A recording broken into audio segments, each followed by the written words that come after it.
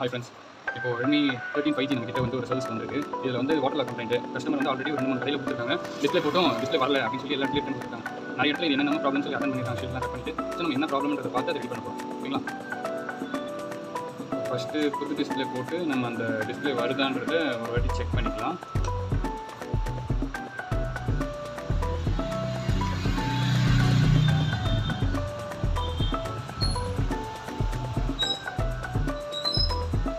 Set on ஆகிடுச்சு.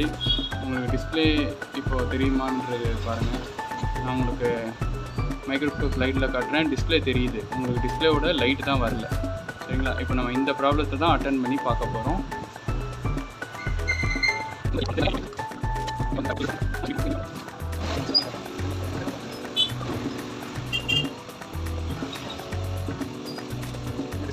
பார்த்தீங்கன்னா முடியும்.